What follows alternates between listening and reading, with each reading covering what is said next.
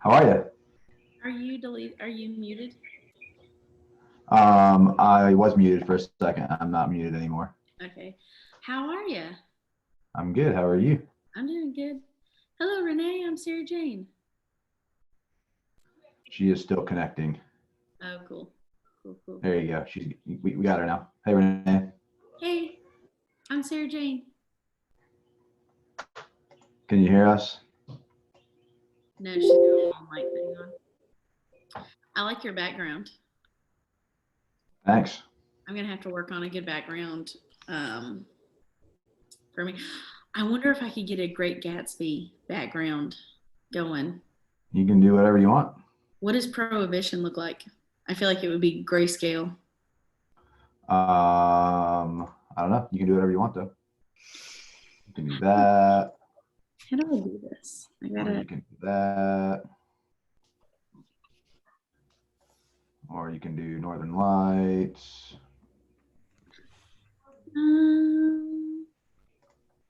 Is it pin video?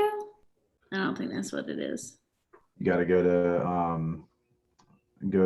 down by your video and click the arrow, and then video settings, and then virtual background. Oh yes, this is gonna be great. Oh, I can't wait. You can put in whatever picture you want. Oh, How is everybody? Hey. So for those of you that don't know Sarah Jane yet, Sarah Jane is new with us. She is hi. in Sumter. And also Gina is relatively new with us. I'm not sure which one is newer. Gina's been with KW for a long time, but she just transferred to our office from the Northeast Columbia office.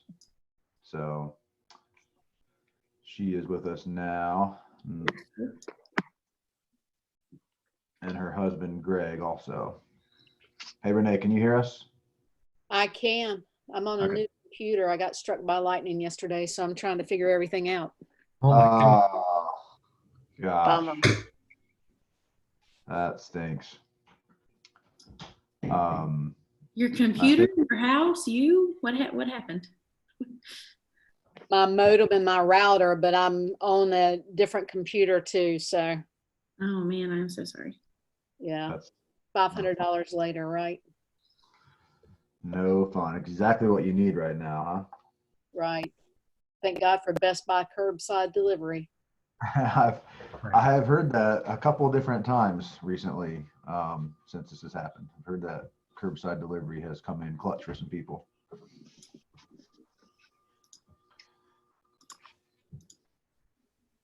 My daughter's standing here chewing crackers in my ear right now. We can't hear it. Hey, stop.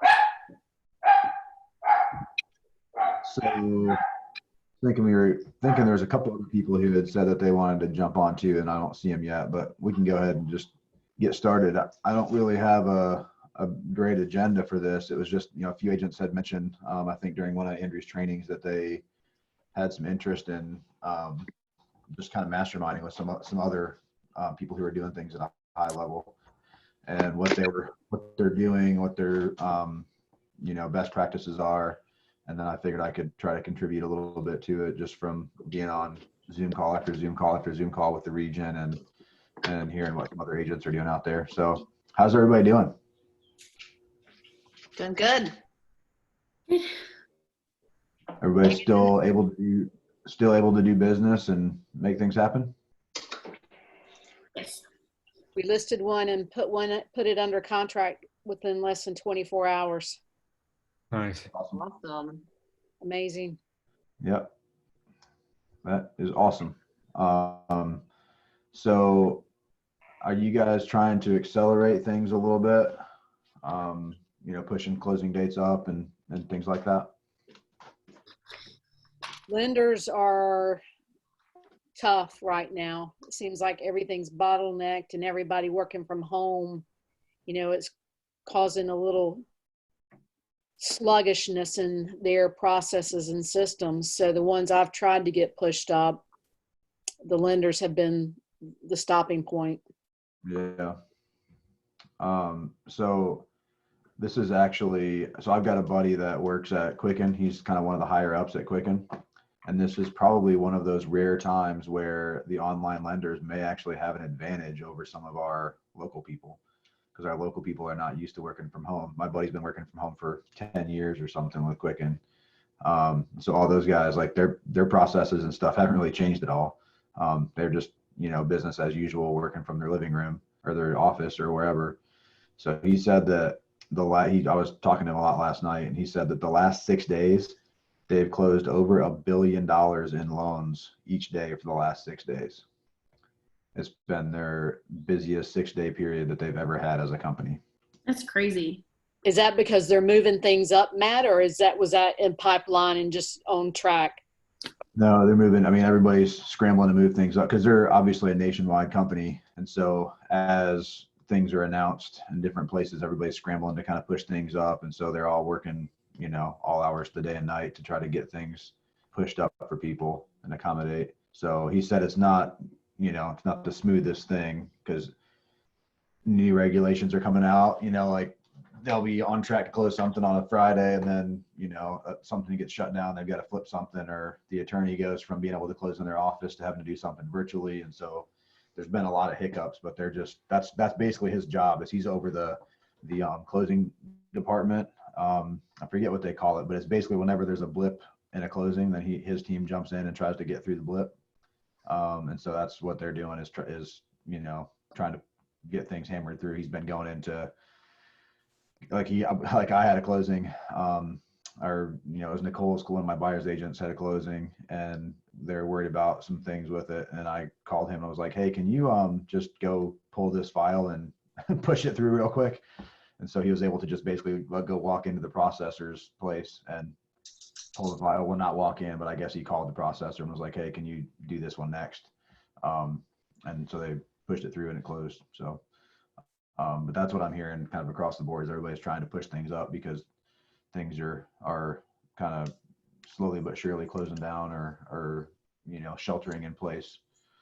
Was anybody seen the email that Movement just sent out about employment verifications, which should not surprise any of us? Yeah, But I didn't know if that was just Movement or if that was industry wide. That's one of the things that my buddy was talking about too, that they're having to re-verify employment. I forget exactly the details, but I haven't seen the movement email yet. But he said there's been an extra step now because of everything that's going on. They're like doing a re-verification of employment on the day of closing. Yeah, there's a 5-day and then a 2-day. Yeah. Right, for Movement. I have a feeling that's going to be standard. Yep, I think we're going to be seeing that. So that's something probably to let people know about. Make sure that they can jump on it and get it back quick enough. So that's not one of the things holding up closings. I had a listing go back on the market because the buyer was laid off. So that started to happen here. And then I've taken 2 more listings since all of this has happened. And I think just for me, I need best practices for like, should I be doing that? I mean, Right. Does it feel essential? I mean, people still have to move around, but they're really telling people not to do that. Right. And then how do I, if I am going to show something, just keeping it clean and wiping everything off, and I don't know. Right. What's everybody doing for that right now? Franklin, you showed a couple of earlier today, right? Yeah. I had disposable gloves. Jennifer had some and some Lysol, and I just handled it properly. One of the houses had everything open, all the doors closets opened, all the lights were on, all for me. So it was easy. One was vacant, so it didn't have anything. So we just kind of walked around and left. But I mean, I showed up with gloves. Yeah, A box. The time that I went, I took those disposable wipes, and just that's how I handled everything. What is that thing? This is Beatrix. Well, hey. Say hey, B. Say hey, B. I have a question about that too on listings, like taking listings. As the listing agent, do you think we need to show up to help show it by doing some of those things? Gina, I'm not. What I'm doing is I am actually calling the showing agent and asking them what protocol they're following.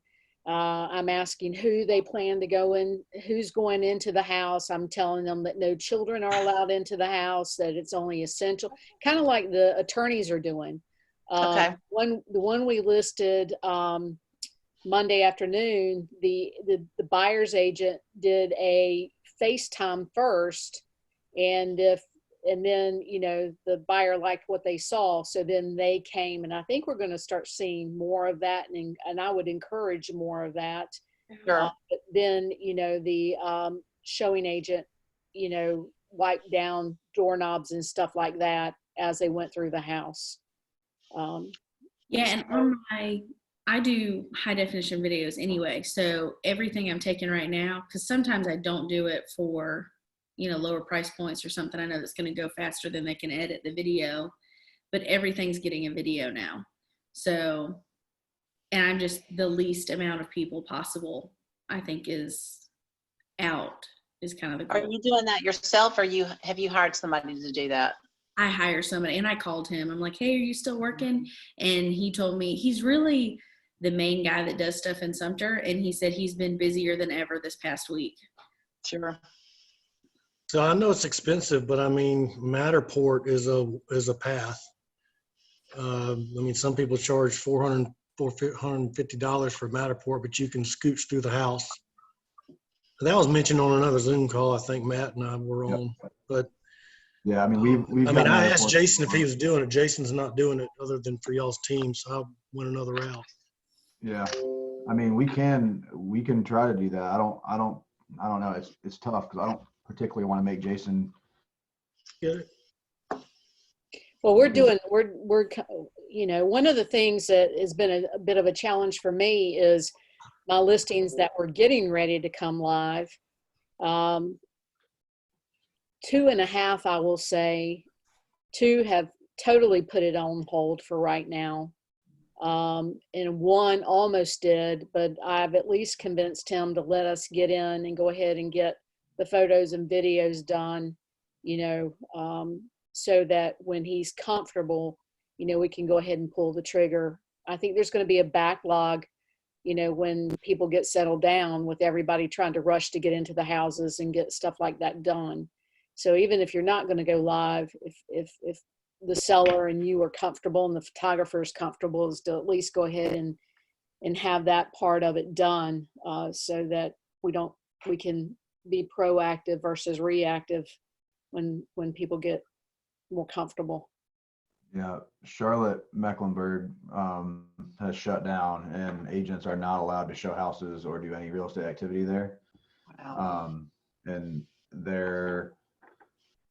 we were on a call earlier today, and they said that even if you live in that county and want to show a house outside that county, you can't, because you're not supposed to be out. So if you live outside the area and want to show a house outside the area, you can.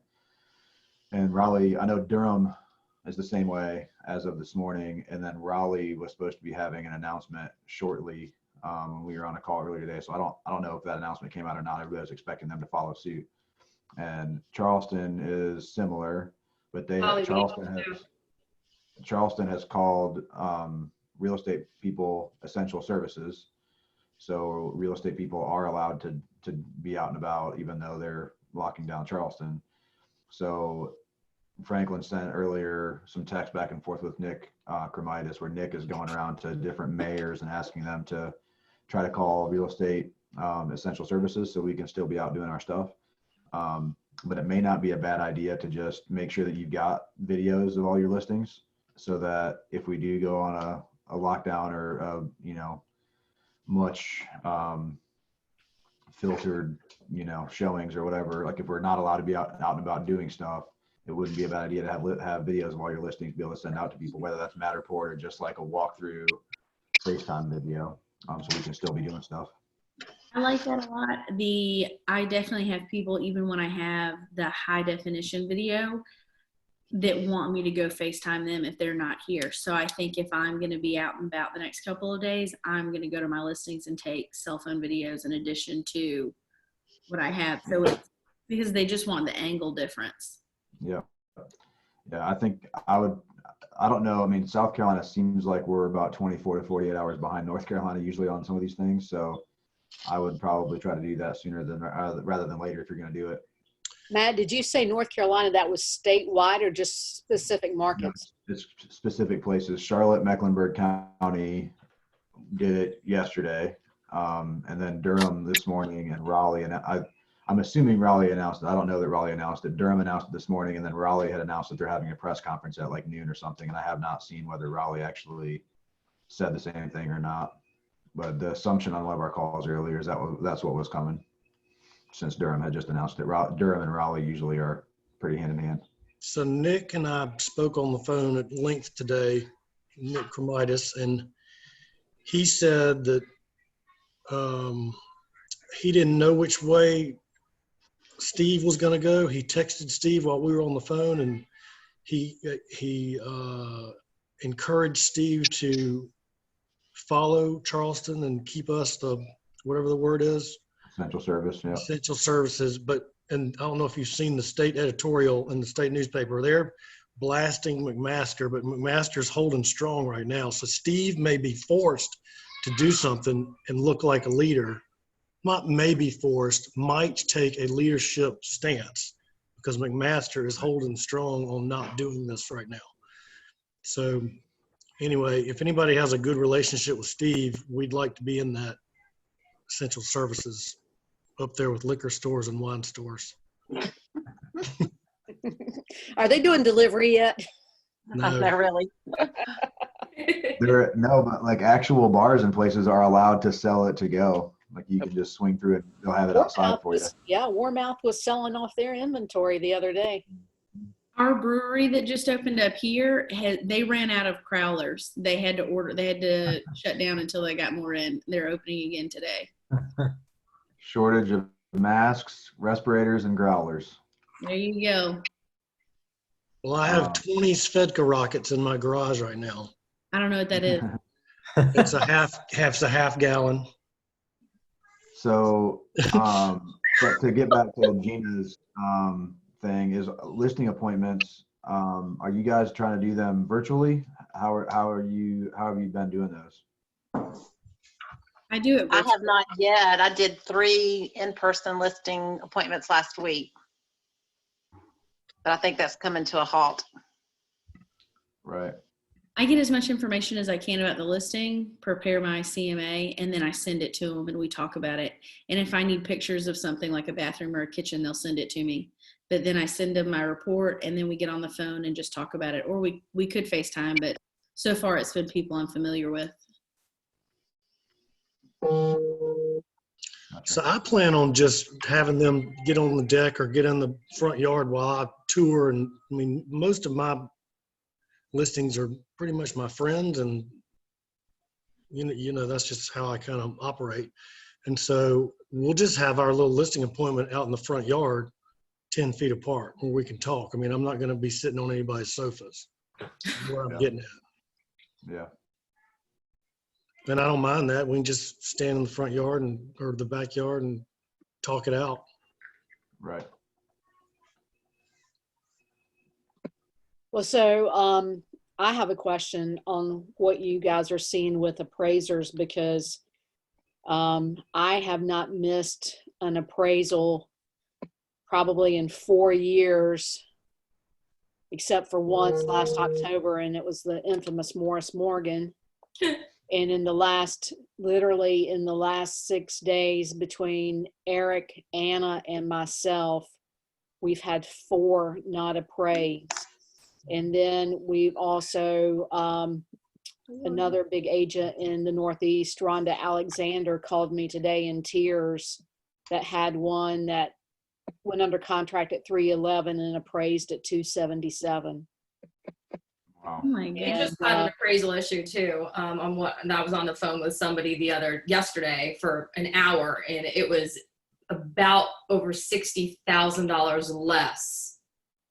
That one though, Lori, I don't think that was a coronavirus affected appraisal. Well, no, but I'm just saying across the board, I don't think the coronavirus is really affecting. I was on the phone with another appraiser looking at that stuff. Actually, that was an issue, but I don't think that any of these And the other thing is my friend that's an appraiser too, he's thinking about out for a little bit. So that's another concern that Say might that be. again, Lori, you broke up. My friend that's an appraiser that I was talking to yesterday, the word that's going around them is they're all considering slowing down, or because they're all scared about going into people's houses now. So that's something else that we need to kind of take in consideration and talking to our appraisers and stuff. Well, the interesting thing is both Morris, which I showed up for that one, and then the appraiser, we had one under contract where we were representing the buyers at $750. The list price was $779, contract $750. The appraisal came in at $714, 5% less. But both appraisers engaged Eric and myself in conversation, wanting to know what we thought the market was going to do. So are they, so let me ask you this from based upon what you just said, if I heard you correctly. So they're basing their appraisals about what the market's going to do? That's what I'm trying to figure out. I mean, look, I mean, I'm not bragging. I'm just saying I very rarely drop prices, and I'm almost at a 99% list to sell ratio. Yeah. So, you know, and we do the same comps for buyers that we do for sellers.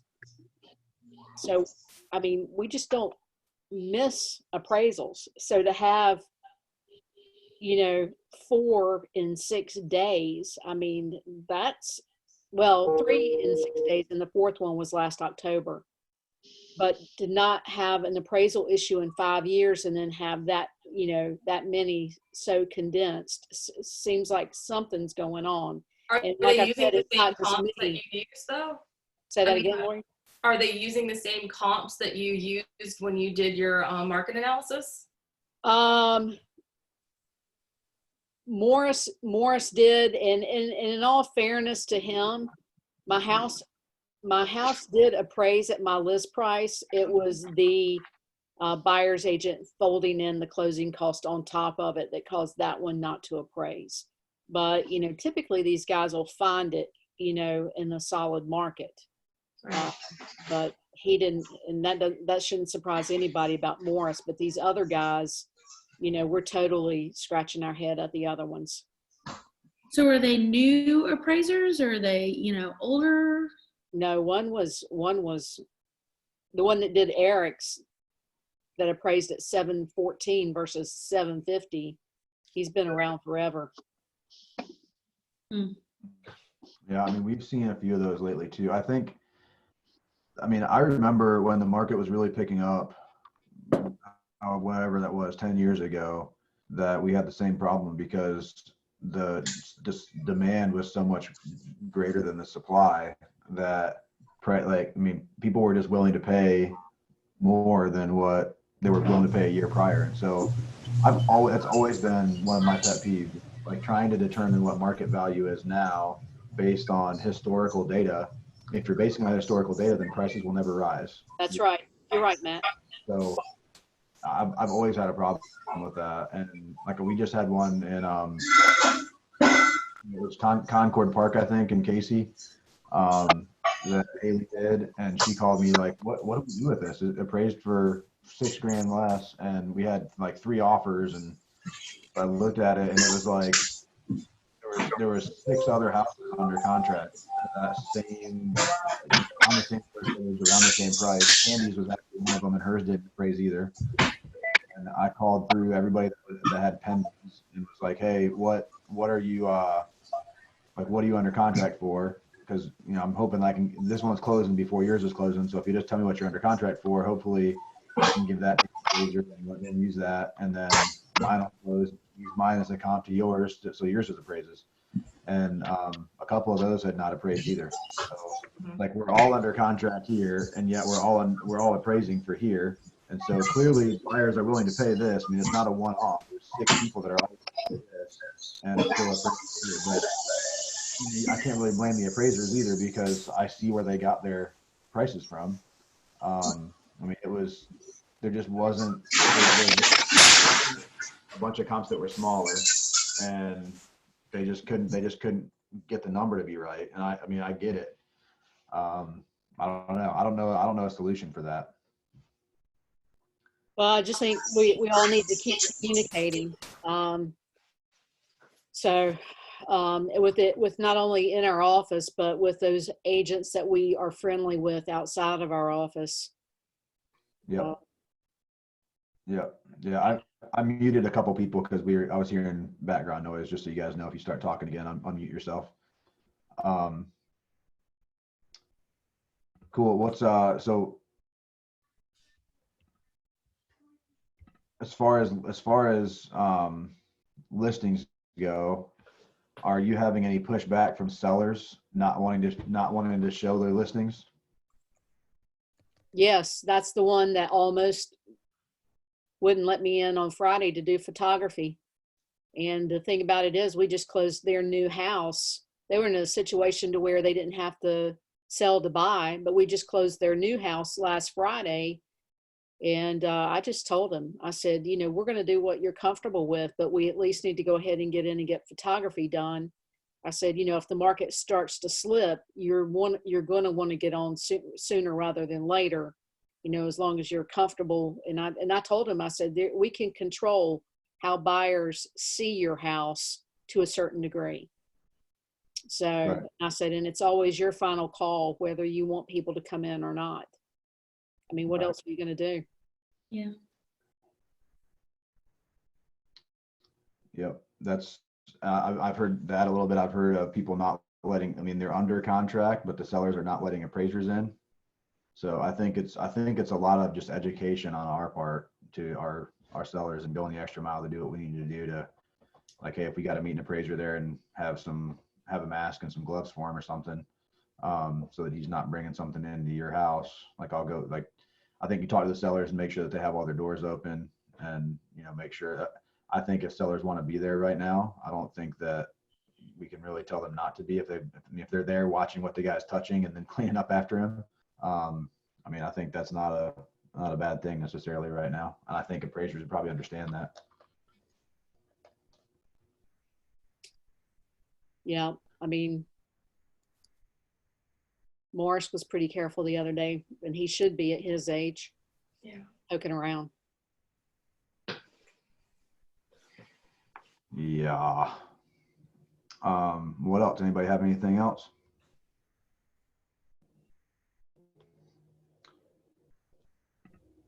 Oh, you're muted, Franklin. Hold on. Go I miss y'all.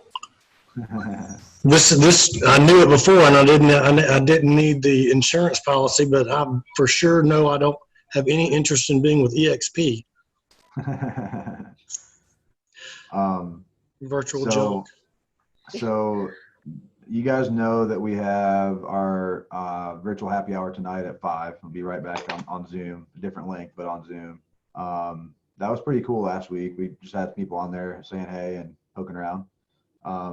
And every morning, James Shaw has this thing at 8 a.m. and we're doing a Zoom. We'll start to put them on our Facebook page now. I didn't put this on the Facebook page because it was kind of a top agent thing that we wanted to make sure we were getting the contribution from people who are doing a good bit of business and seeing a broad spectrum of things. But we've also got 8:30 in the morning. We're doing our just mindset, morning mindset. We did that this morning. We had 5 or 6 people on there just talking about what they took away from the 8 o'clock thing with James Shaw. And then we're going to start doing a Tuesday and a Thursday mastermind, kind of like this, just popping on and having, I'd love for you guys to be on there. 1, to help your own business, but 2, to help other people. And 3, because I'm going to try to start getting some recruits on there and showing them the things that we're doing as a company right now, that they might not be getting from their brokerage, and trying to be able to help them with their business, whether they're coming to us or not. Just showing the things that we're making available to them. So what do we say, Andrew? Tuesday at 3 and Thursdays at 10 a.m. Correct. Yep. So I don't know that we will. I have not gotten the word out there well enough to probably have one of those tomorrow. So we'll probably start those Tuesday. But that's just going to be kind of a mastermind about what's going on around us. I'll try to get the word out there to some people that we're going to be doing that. So I'd love for you guys to contribute on that. Can you send, you said you had the 8:30 and the Tuesday, Thursday. Can you send that back out? Because I must have missed that. Yeah, it was on the Tuesdays and Thursdays haven't gone out yet, but the 8:30 and the all that was in the email I sent out last night. Okay. Is So it that should precious say- Daisy over there? That's Daisy. Hey, Daisy. I was like, what? Daisy. So Old Claire, Stumpers. Clara's graphic about the happy hour says 5:30. I just double checked. Okay. Everyone bring your drink of choice. You can come at 5:30. You can come at 5. Either way. We were doing it at 5:30 because we had a leadership thing that was at 5, but they've moved that now, so we can start it at 5. So I saw the graphics were great. You got a few questions. One was from Renee about, is that market stats or market center stats? So I'm pulling those. Those are market stats. I'm pulling those every morning for Clara for the last 24 hours for the entire CMLS. Okay, all right. So those are great. I saw them somewhere in other markets too. Yep. I'm glad. I mean, Claire is totally capable. I'm glad to hear that you're pulling the stats because I gotta have them. You know, they can't be wrong, is what I'm saying. Right. That was the only thing I was. But anyway, they look good. It was good stuff. That was great. Yeah, we're just trying to show that there's numbers out there, and they're never going to get to 0, no matter what's going on. So there's business out there to be done. Now, are we talking about the KW advertisement stats with the current listed under contract? Yeah. Is that going to come out to us so we could share it? So it's on the KWP. Like branded? It's in the KW Palmetto page. Mm-hmm. In our private Resource Facebook page, you can download those and use them. Okay, I got you. Yeah, we won't be emailing them out. We're trying to not bombard everybody's email inboxes. So we're trying to limit the number of emails you get from us as a market center. Yeah, because we don't get enough about, coronavirus. Right. Or Zoom invites. I wish I would have invested in Zoom 6 months ago. Right. I'm telling you, dude. It was at 62 in December. It was at 160 yesterday. That's crazy. So I have a buddy that is a day trader that I told him about 2 stocks back in August. One of them was DocuSign and one of them was Zoom. Because when KW made the change from DocuSign, I was like, DocuSign's probably about to get a big hit. So I told him about that. And then I told him about Zoom just because we had been starting to use Zoom and I thought it was cool. And I didn't really think about it. And then I don't know, October or something, he sends me something like, dude, I love you. I owe you a steak dinner. I was like, yeah, I invested $0 in either of those. And so now I'm getting texts from him daily. 2 days ago, Zoom was up 25% in one day. It went Oh from my gosh. It's nuts.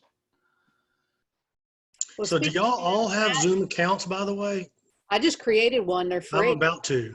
Yeah. Yeah. I sent it to my husband because he's a manager at Prisma and, meeting with 35 healthcare workers. I'm telling him I shouldn't be concerned about you. Well, I asked Andrew yesterday, and he apparently does a lot of stuff on Google Hangouts. I don't really know the difference. We have from KW, as part of our KW account, you have a free Google Hangouts or Google Meetups up to 250 people. Zoom does a little bit more for what I want to do. I could, if we wanted to, I could have streamed this straight to our Facebook page, which what we're going to start doing with all of our training and stuff. And just to put more awareness out there and let people see it. Right now, this is recording, so I can send it back out to that list of people that I sent the invite to, for those that weren't able to make it. I know Penny. I'm not sure why Penny isn't here. She was excited to be on this, and so I can send it to Penny, and she'll see it. And then whoever else, like Candy, some other agents that weren't able to make it, so they'll be able to look back at it if they want to. Yeah. There's a few other things like on our leadership calls, they've got us doing some different script practices and stuff. And you can actually take this and break it into groups of whatever you want to. If we had 100 people on here and we wanted to say, hey, everybody break off into groups of 4, I could just press a button and it would just break everybody off into groups of 4. And then you can bring everybody back at a certain point. So it's pretty powerful. It's pretty awesome. How did you create the graphics? Because I'd like to do something like that with our own logo. I mean, I don't know. I create the asked graphic. Claire. How did you get it into the screen behind you? So I asked Claire to make the graphic. To get it in the screen behind you, you just go to the down at the bottom where it says mute and stop video. Right. And you click the arrow next to the stop video and go into video settings. Okay. And then there's a thing that says virtual background. And like I have a paid account, so I can do like this beach background and this, earth background and stuff. But you can put in whatever you want to. Like I have a black one of these, but I'm wearing a white shirt. I see you, Slink Daddy. And so you just go in, there's a little plus sign up there at the top. You just go plus and then add whatever, Cool. whatever you want to do. All There's right. also, like if you want to go on a whiteboard, you can also go, I can do this. Like if you're trying to, get with a client and show them something, I can share a whiteboard and just, draw on the whiteboard. It's like a little paint program. Mm-hmm. For however I want to do. You can like type numbers and stuff on it.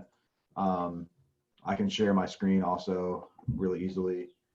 You can I can post a poll. So if we wanted to have like a vote across everybody who's on the call, you can do that. So it's pretty cool. Yeah, I've enjoyed it. I guess I'm going to get one for the team. And then we also have, so you can also, the free account, you can have meetings, as many people as you want to, up to 40 minutes. So like, you don't really have to have a paid account unless you're going to have meetings longer than 40 minutes. And even if you are, you can send out like 2 different links and have one go 40 minutes and then just jump back, everybody go off of that one, go on to the next one and meet for another 40 minutes if you wanted to. So the only reason that I got a bigger account, is because, one, we're having stuff like this and trainings and things like that we want to make sure we can have for longer than 40 minutes without having to have, 30 people all pop off of it and then pop back on again.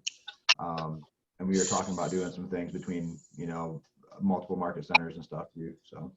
So I saw the pricing schedule. Is it a contract or can you pop out if you're not using it? It's month to Yeah, you month. just get off, Yeah, whenever you want. There you go. you get a discount if you pay annually, but it's month to month. Yep. Yeah, but if like for your team, Franklin, for what you guys are doing, I mean, you could use that free Google Hangouts one, and it's their Google Meetup. Yeah. And it just comes with when you log into your KW email, if you just go to meet.google.com, once you're already logged in, it just pulls up. And I mean, that's what Andrew's been doing his training on. Yeah. Gino, what did you think about the training earlier, the Google side? It's basically the same thing, right? That I did with Andrew?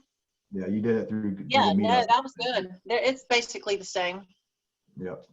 I've been thinking about how to use it personally also. I play bunco with 12 ladies, and of course we can't get together. And I was thinking about trying to play around with Hangout or Zoom to do that. Yeah, my family's been trying to figure out how to play euchre via Zoom, which none of you Southern guys people know about euchre, but Slink Dog knows about euchre. That's right. I do have a question.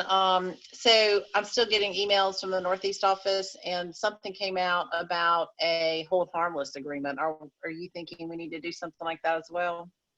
So MGC just sent that out to us. I sent it to Lori. Okay. We talked about it.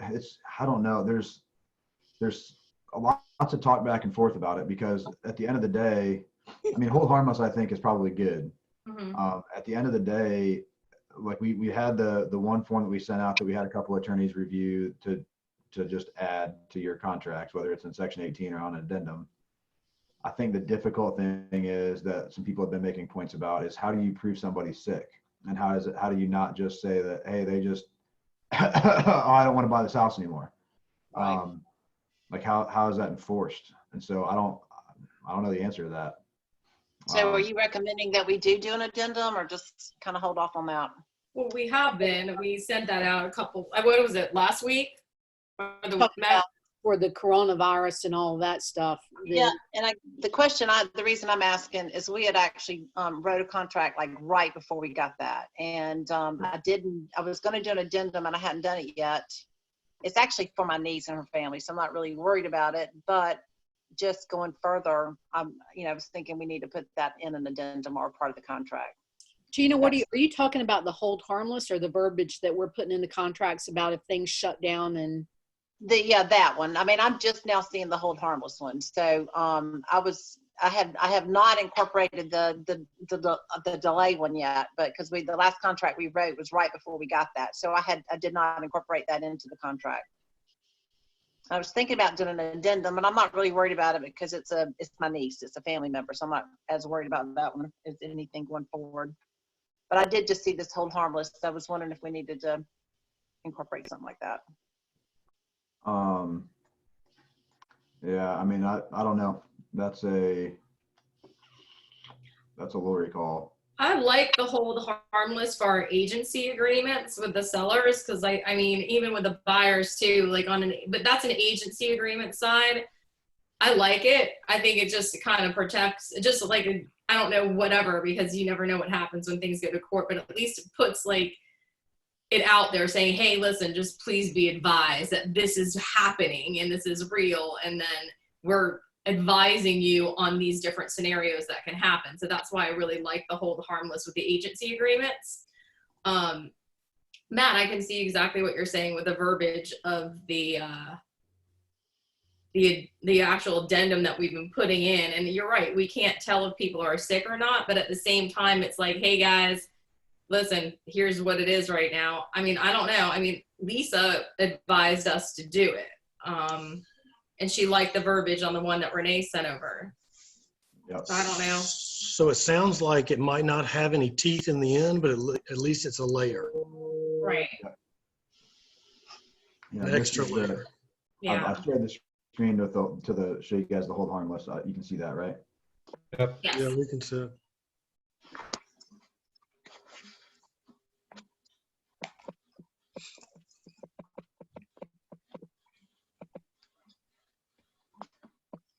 Do you think I'm reading it?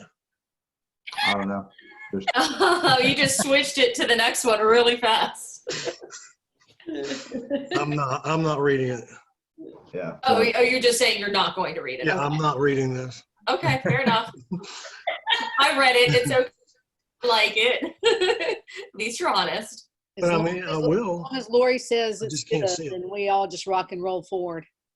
I like the hold harmless. The secondary one, I'm just kind of, I don't know. I'd have to just sit down and cross-reference both of them that we're currently using. I know that the other one that David wrote was a little different, so I just kind of have to ponder over those two. Yeah, I think hold harmless is not a bad idea. The hold harmless is for our clients. I mean, it's when we sign up a buyer agency or a listing agreement. It's not for the contracts. It's for our people saying like, hey, you're entering into this real estate transaction and like you're going to be in contact with people if you're trying to sell a house, if you're trying to buy a house. There's no way around that, and you're taking that risk on yourself. Yeah, I like. So I think that is a pretty good document.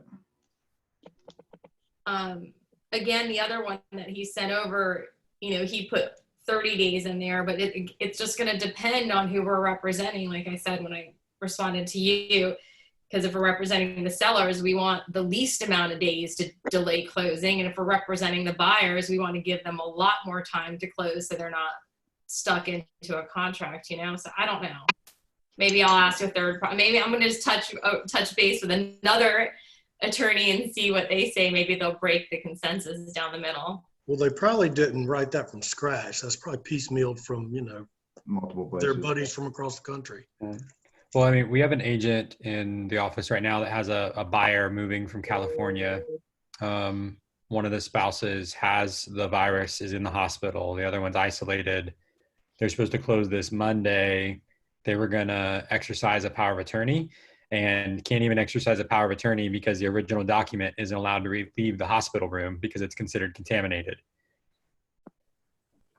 So, something like this, it was supposed to close on Monday. They still have to drive 3 days from California. Something like that addendum would have potentially helped. Right.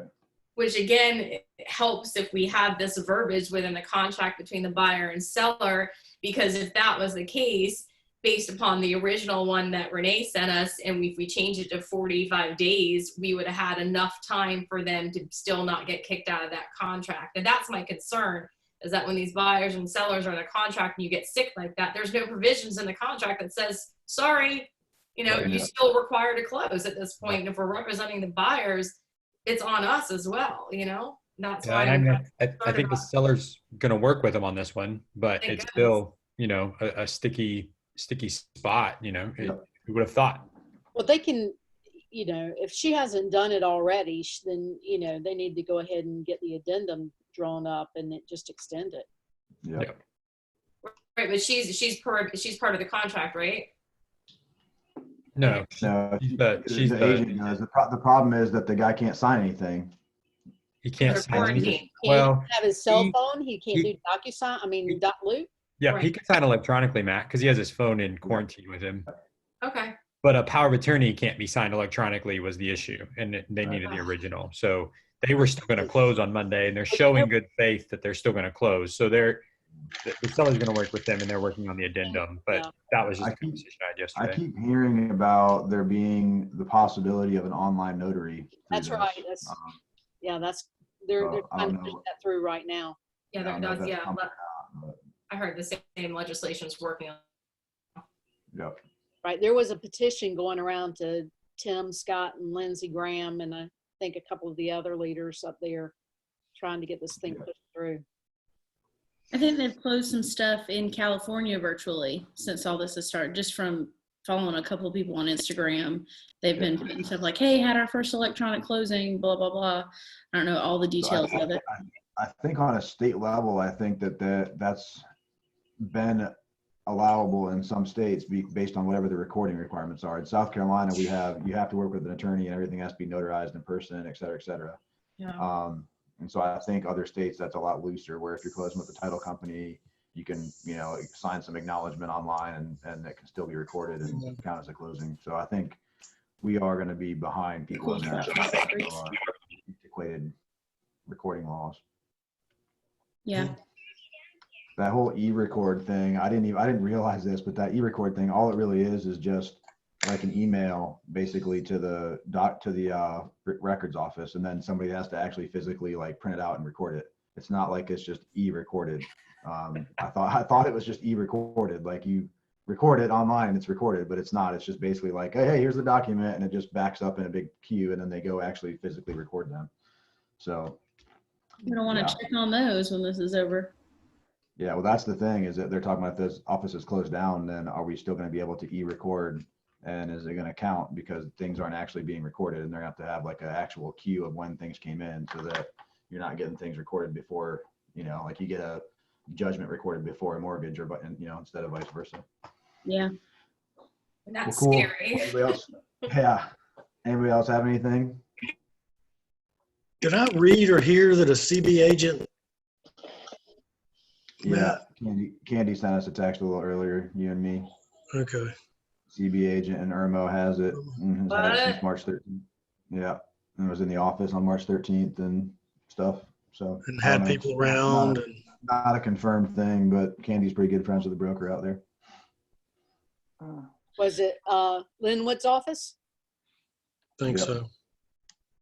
Thanks. Well, I guess that's why our office is locked, and there you go. yep, that's why we are like that.